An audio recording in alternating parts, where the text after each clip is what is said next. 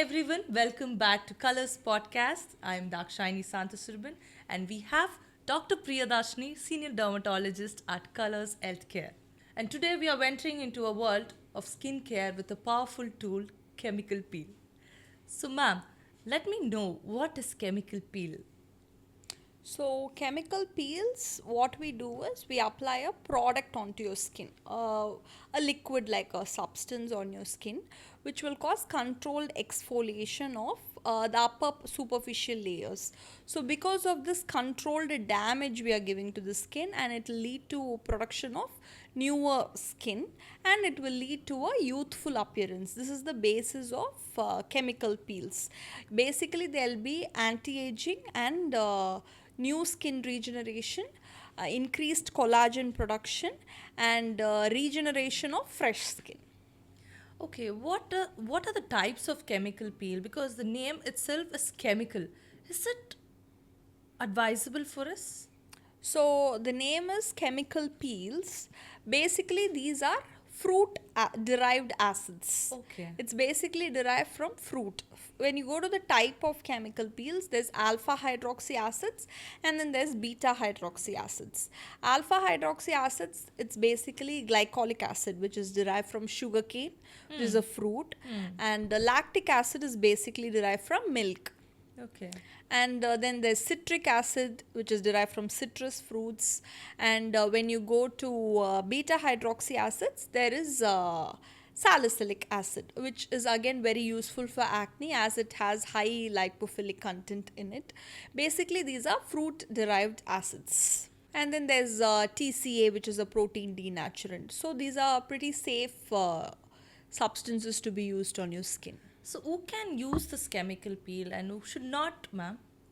So this chemical peels above, we suggest above 18 years of age.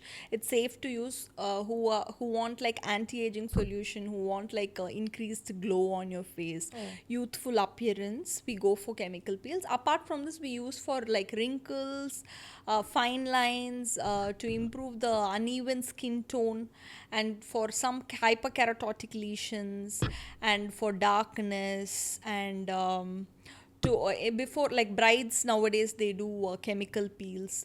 Those who don't for patients who has to avoid these peels is who have like a tendency of scarring, like keloid scarring, and those who are pregnant, breastfeeding, and those who have like conditions, blood disorders, we usually say, or some medications like tretinoin, isotretinoin. These patients we usually avoid it.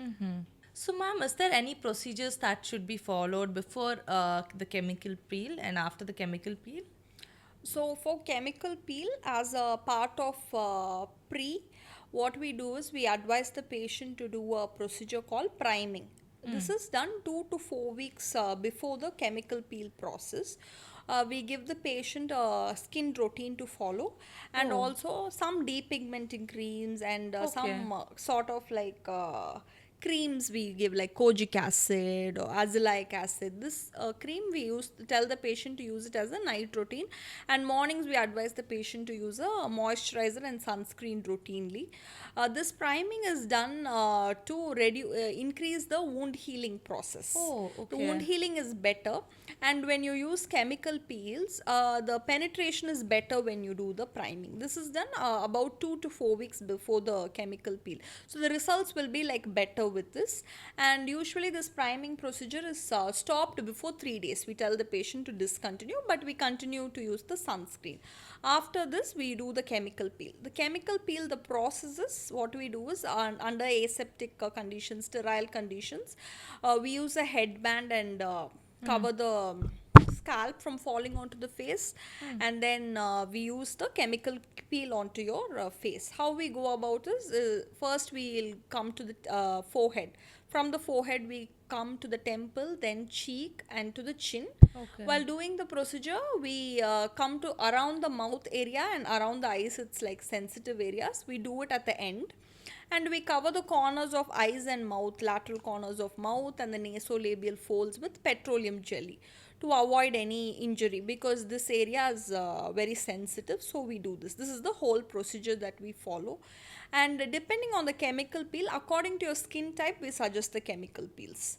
See, a patient who has hyperpigmentation, we suggest glycolic acid peels. When it comes to glycolic acid peel, it's time dependent. Depending on the time, we will Okay. wash off the peel. So depending on the chemical peel, there is neutralization. Neutralization is either with water we do or with other cleansing solutions we do. So it differs for each peel. So just like that, without any knowledge, a person cannot go and do a chemical Okay. peel. Again, for salicylic acid, there it is a frosting. When the skin, when you apply the salicylic acid, there's a frosting at a particular time. There is formation of frost on your skin. That time we wipe it off. Similarly, for TCA, there'll be denaturation. So it depends on each peel. So one point I would like to add here is, like in saloons and spas, they routinely do this chemical peel, saying Oh, they know to do the oh procedure. my If you see goodness. now, and many patients who come to us also come with burns because they don't do the priming procedure or they do it at home. One thing is, these people may know to do the procedure, But or but it they is will less not knowledge. know whom to do it and whom not to do it, Okay. when to wipe off the peel. They will not know the standard precautions. So it's always better to do it with a skilled dermatologist. So after doing a chemical peel, when can I see the result? It's just a day or it'll take a week time. So again, it depends on the peel which you're using. But nowadays, what we do is, I've told you about the ingredients of the peel. There Yes. are many peels which 2 3 peels combined it comes. Oh, Like they combine okay. kojic acid in it, they combine alpha arbutin in it. In one peel itself, like 2 3 combinations will be there. We call this glow peel, and then there's mango peel also. Mango There's, peel. yeah, which Nice. has magnifera indica. Oh, So there is pumpkin peel as well. So these are all party peels. so this cannot be intaked, right? Yeah, this cannot be pumpkin. You can eat as an intake, but Okay. not pumpkin peel. Because I've So never heard that. This is something new to me that all these chemical peels, these things are not costable, like not damageable. It all created by natural fruits and all. I never heard. I thought everything is chemicalized. They are gonna mix some acid, so that acid is gonna pay. Because the name is it like chemical peel. So it's yes. I was thinking, okay, it's something very chemicalish, I think so. It's not natural, but when you told me about it, it all derives from the fruits and all. I was like very Yes. shocked. Okay, so these many things are there. So yeah, so again we use vitamin C mask also we use after this chemical Oh, peel. We infuse some brightening agents like alpha arbutin in it, azelaic acid. So this is not like a single process we do just the peel. After peel we use some masks also. If the patient has acne, we use infrared light therapy also. Different types of light, blue light is there, red light is there. So we infuse all together and we do it like a medifacial in the clinics. So this is the whole process of the peel. so how long does this peel's effect will stay, ma'am? Because each thing should be maintained, right? A few skincare should be maintained or should be done regularly. How many times do we need to put a peel, chemical peel, any So peel? yeah, coming to your question, you are like how, when you will see the results of the peel, as in like you will see the result when you do it today. Usually you will see the glow in 2 3 days. For peels, glow peels like a mango peel or pumpkin peel, it's like a party peel. Where before going to a party, you do this peel and you're ready to go. You can apply makeup in the next 6 hours and you will Oh, going to glow. okay. So the peel depends. When you do a cosmeton peel, which takes a lot of downtime, the downtime is going to be 1 or 2 weeks. So it totally depends on the peel and the percentage. Each peel has a specific percentage. So depending on the percentage, also there is a light peel, there's medium peel, there's a very superficial peel also, there's strong peels or deep peels also. It totally depends on the percentage of the peels. So depending on your hyperpigmentation, depending on the amount of hyperpigmentation you have or any lesions you have, we suggest the peel for the patient. So is there any side effects with this peels? So as far as the peels are concerned, or first initial stages, there's going to be controlled exfoliation of skin. Okay. That is, you're going to generate new skin. So obviously when the skin comes, there's peeling of the old skin. You'll have like 1 or 2 days, you'll have mild peeling. After that, you're going to generate new skin.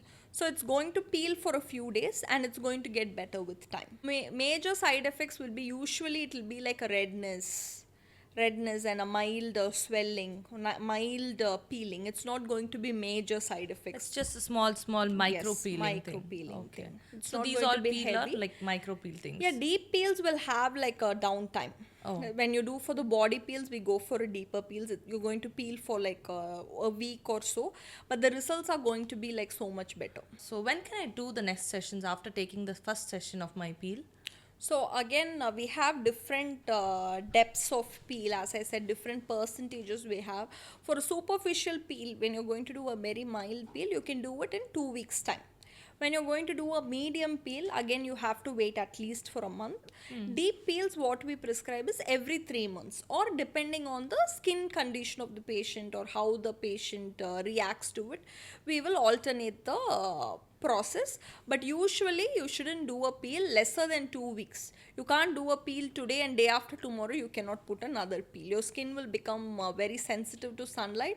You should never do that actually. When Oh. you do it often without doctor's prescription or doctor's advice, when they keep repeating the home peels, your skin is going to be very sensitive, and just when you step out in the sunlight you're prone to burns. So Oh. patients should avoid using the peels by themselves. There is a specific way to do it, there's a specific process to do it, and there's a specific time depth to do it.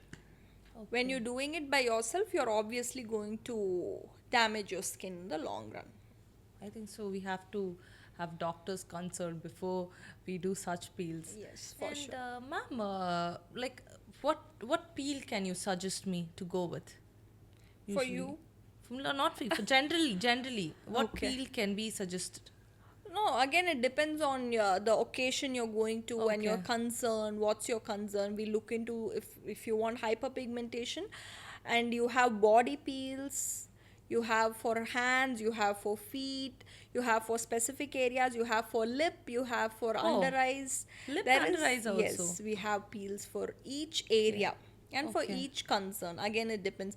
If you're looking for hydration, you'll go for lactic acid peel. When you're looking for pigmentary changes, you'll go for glycolic acid peel. When you have acne, you go for salicylic acid peel.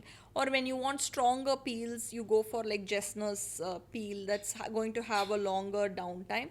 So it totally depends on the patient's concern and the downtime as well. Okay.